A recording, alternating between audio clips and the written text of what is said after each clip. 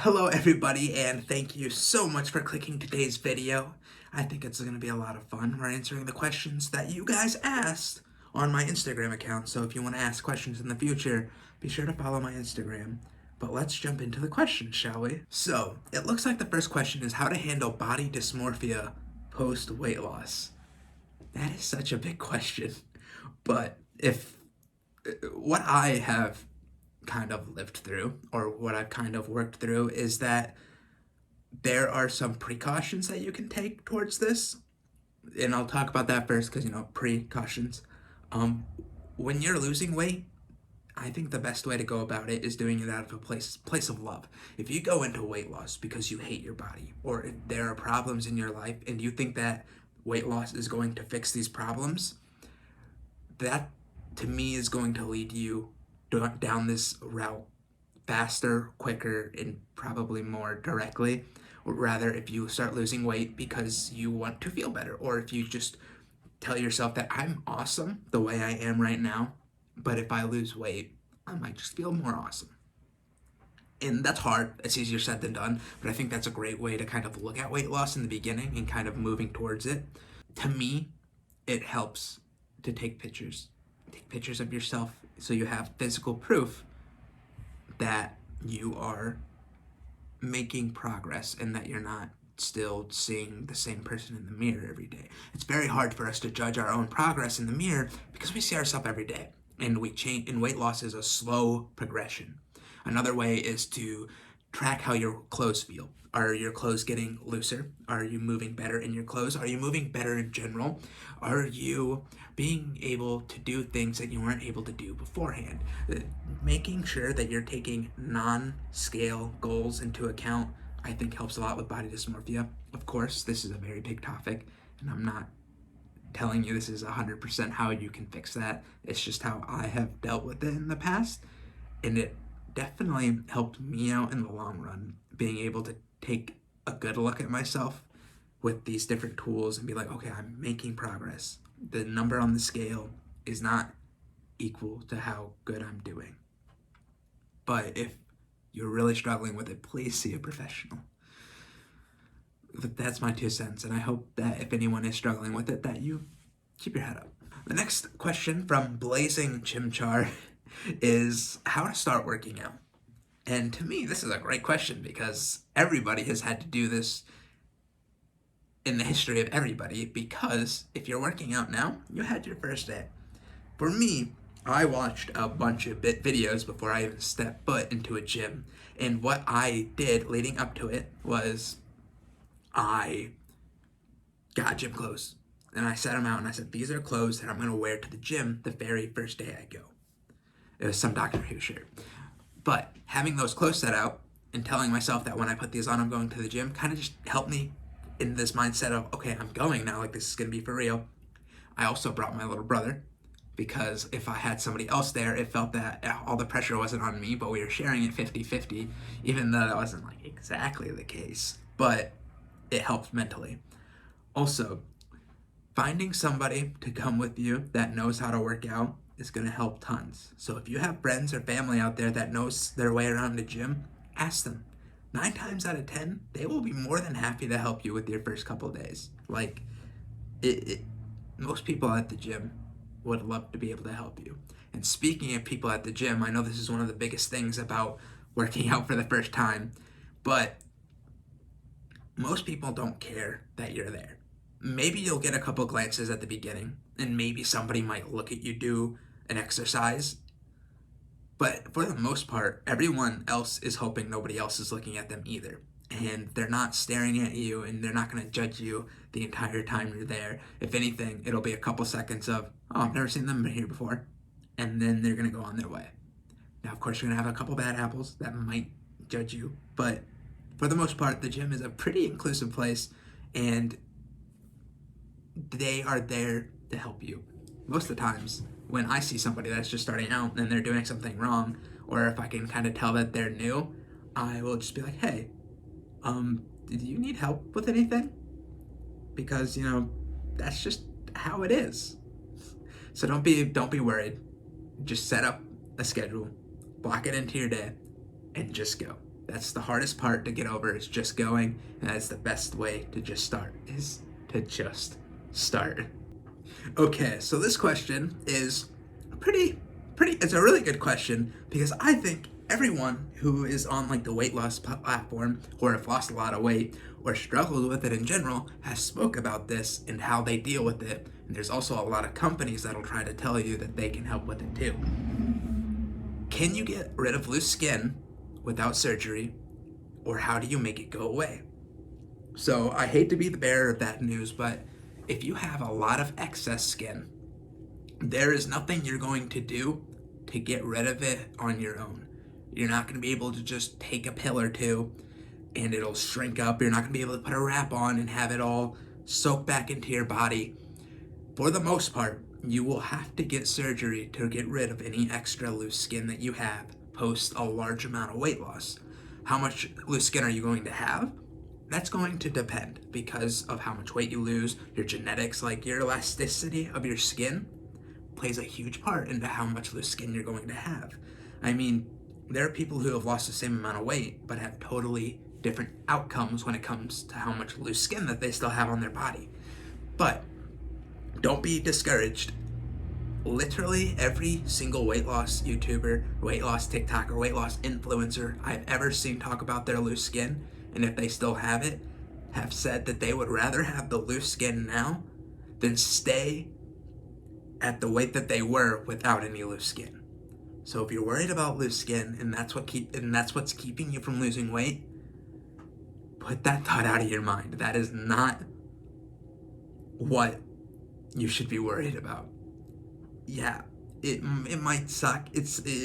Like having loose skin might not be the ideal thing, but it's better than the alternative.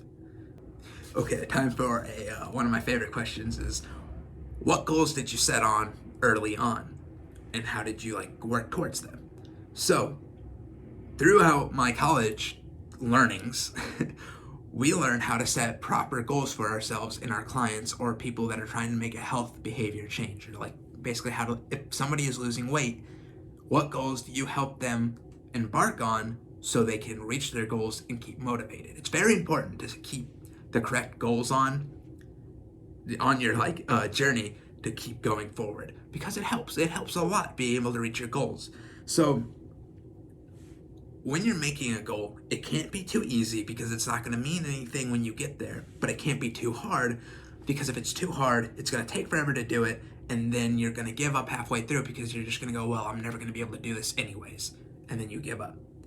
So you have to hit the sweet spot right in the middle, right? When I first started losing weight, when I very, very first started losing weight, that sentence didn't make sense, but anyways, my goal was to work out twice a week. That was it. I just needed to go to the gym, do something, and do that twice every week. And once I hit that, it was great. Now that sounds like that goal might be really easy, or it might just be oh, well, you could have done that anyways. I was terrified of the gym, like I just talked about. But setting up that goal made me go twice, and that's when it started this domino effect of leading to more goals. Another goal I had right away was cutting my pop intake out, just taking it out completely. For me, the way I work, it's easier for me to cut things out completely than it is to wean off. That's not the case for everybody, so make goals according to how you work. But for me, cutting it cold turkey is 100% the best way for me to move forward. So while mine was cut out pop completely, yours could look like don't drink pop every other day. And that's a great goal to have. Or you can have weight goals. Weight goals are a little iffy, because weight is a very weird thing, because you have water weight and they fluctuate and you don't want to get too obsessed with the scale. But you could also have goals of, oh, I'm in a double XL now, I would like to go and fit into just a regular XL. That's a great goal to have. And then once you make these goals, it's important to have a reward to back up getting your goal. Otherwise it's just gonna be oh, well, I reached it, what else am I gonna do? For me, I made sure these goals weren't food related, because I didn't want to make food a reward type system, So for me, I bought a new video game when I hit a new PR in the gym that was like crazy, like 2 plates for a bench. I was like, oh my god. Or I made a goal of moving down a shirt size. So once I moved down a shirt size, I got myself another video game because I like playing video games. But it was important not to make these goal rewards food, because then it's just gonna be like, you only get to eat foods you like when you make good choices. That's not good. It's not a good mentality to have. But early on, set goals that are a little hard to accomplish, but not super hard. That is the best advice I can give you. And here is another one of my favorite questions, mostly because all my questions about weight loss are my favorite because I like talking about it. But what are some of your favorite meals for losing weight? And that's a great question because I like cooking and I also like losing weight, or being healthy. But anyways, so right now, one of my favorite meals ever is making this big bowl of like soup. It has corn, black beans, chicken, mushrooms, onions, and chicken broth. And I put like spices and stuff in there too. And then I put that over a bed of rice. Great, easy, and the amount that I make lasts for 4 days. So I have dinner for the next 4 days as well, and it tastes amazing warmed up too. So it's a win-win. Another thing I used to do is chicken, mushrooms, spinach over rice. Easy. You just throw them in a pan, you saute it all up, and then you put it over a bed of rice. And it's easy, quick, and it has, your veggies, and you got protein, and it's wonderful. And it's volume. I go for volume because I like eating a lot of food. Another thing, scrambled eggs. I love scrambled eggs. Eggs in general. Whether it's just, I put like eggs in, and I put it in a tortilla, have a little egg tortilla sandwich in the morning, or if it's just straight scrambled eggs. Eggs are amazing and they're super underrated, and you should be eating more eggs if you like eggs. But those foods are some of my favorite. Oh, rice cakes. I really like rice cakes because they're my favorite snacky type foods. Because you can still have snacks when you lose weight. Don't let anybody tell you otherwise. But just be careful. You gotta count your calories still. But rice cakes are awesome because they got the crunch. But I wanted to talk about a little bit in terms of my favorite foods is you need to find foods that you like. Instead of worrying about cutting out foods that you like that aren't healthy, focus on the foods that you do like that are healthy and work on that.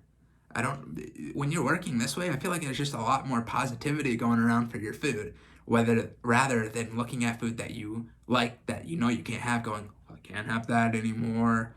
I wish I could have that, but I can't. Instead, going, oh, I really like that. That's pretty healthy. I'm going to have that 3 times this week. Or, wow, this food's really good and it's good for you. I don't eat it that much. Maybe I should eat it more. Just changing your mentality that way makes a huge difference. Dramatically, right? So that is another huge thing that I would also suggest is changing the mentality on your favorite foods. I don't know why I'm giving tips. This isn't a tip video. I'm just trying to answer questions, but I hope it helps somebody. I think that is enough questions for today. If you guys like this kind of ask questions about weight loss and I answer them, I'd be more than happy to do these again. Maybe I'll ask the questions on TikTok too. That way more people will see it. So I have more questions to work on. Or you can comment your questions here and I'll look here for the next video as well. But that brings us to the end of another just great video. At least I would say. I hope so. Thank you again for watching. Please like, comment, and subscribe if you haven't already done so. And as always, please drink your water.